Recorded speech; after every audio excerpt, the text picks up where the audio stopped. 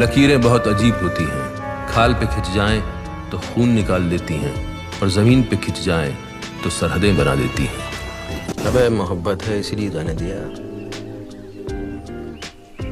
जिद होती तो बाहों में होती। तो बिना देरी किए चलिए आइए वीडियो को स्टार्ट करते हैं।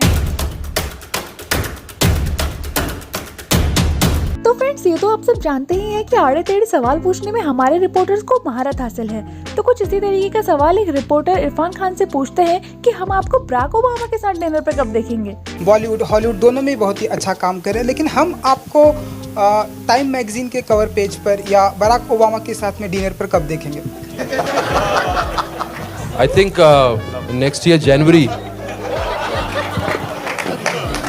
क्योंकि दिसंबर में आना चाह रहे थे बराक। मैंने कहा नहीं जी भैया, दिसंबर में हम लालू प्रसाद के साथ। बोले लालू कौन? मैंने कहा आप लालू को नहीं जानते, फिर आपके साथ डिनर क्या करें। एक डिबेट के दौरान इरफान खान जब अपनी बात रख रहे थे तो उसमें सामने वाले उनकी बात सुनने और समझने के बाद भी उनकी बातों को गलत तरीके से शो कर रहे थे। तो शो के एंड में इरफान खान ने भी उन्हें मुंह तोड़ जवाब दे दिया। मैं बैकफुट पे नहीं हूँ, लेकिन मैं अब इतना केयरफुल रहूंगा कि मेरी बात में ये जरूर देखूंगा कि मेरी बात को गलत तरीके से तो नहीं इस्तेमाल किया जा रहा जी। यहीं तक गलत पहुंच गई मेरी बात। वो जो बैठे हुए हैं भाई साहब, इनका नाम क्या है? तस्लीम रहमान। ये बैकग्राउंड म्यूजिक है भाई साहब, इनका इन तक ये सुन रहे हैं मेरी बात, उसके बावजूद गलत समझ रहे हैं। इरफान खान वैसे तो बहुत शांत स्वभाव के थे, मगर इसका मतलब ये नहीं होता कि आप उन्हें दबा सकते हैं। This is practices of custom के बड़े पर्पज होते हैं और फर्ज है वो। उसके मकसद होते हैं आपकी रूह को चमकाना, और वो रास्ते ढूंढने पड़ते हैं। आपको जब कहा गया है, वही कहता हूं, अरे सुनो तो सही, आप इस फर्क को समझने की बात सुनो पहले, आप समझना नहीं चाहते। बात सुनिए आप। कहा गया है कि आपको अगर इल्म ढूंढने के लिए अरे सुनो यार, म्यूजिक। इरफान खान की मूवीज तो बेहतरीन होती ही है, मगर साथ ही साथ उनके एड्स भी बहुत दमदार और मोटिवेटिंग होते हैं। सर ये नया प्रोजेक्ट ना डिफिकल्ट लग रहा है। हाँ क्या? नए प्रोजेक्ट की बात कर रहा हूँ सर। नहीं वो वर्ड सर प्रोजेक्ट। चेकबुक देना। क्या डिफिकल्ट सर? डिफिकल्ट क्या होता है? सर आपने पहले कभी डिफिकल्ट नहीं सुना? ये सुना होता ना तो आज तक मैं समोसे की दुकान पे समोसे बना रहा होता। ये फैक्ट्री खड़ी नहीं करी होती मैंने। ये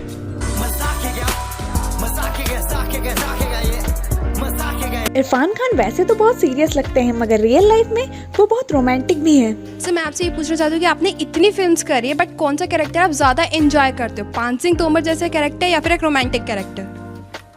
दोनों। पान सिंह और ज्यादा एंजॉय कौन सा हो पाता है? रियल लाइफ में रोमांस।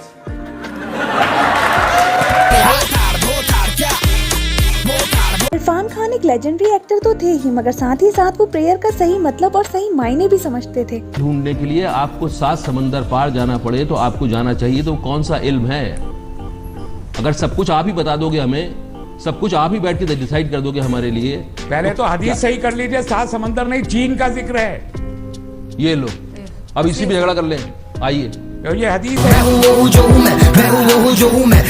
जज शर्मा इरफान खान से पूछते हैं, क्या ये बात सही है कि आपको फिल्मों में इंटीमेट सीन करने में काफी परेशानी होती है?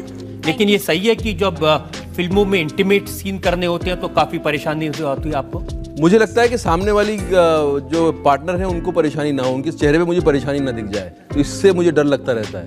तो अगर मुझे लगे कि सामने वाला पार्टनर जो है वो कंफर्टेबल है तो मुझे तो अच्छा लगता है।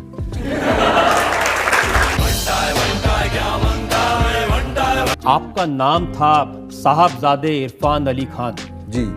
आपने पहले उसको काट के छोटा कर दिया इरफान खान जी, और अब बड़े हो गए तो और छोटा कर दिया इरफान। और बड़ा हो जाऊंगा तो मैं इरफान भी कट कर दूंगा।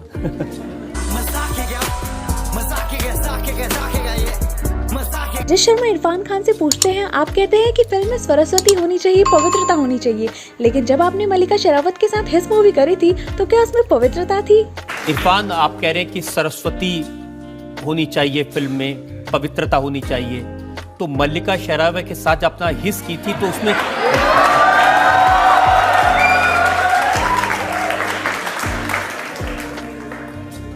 पवित्रता थी?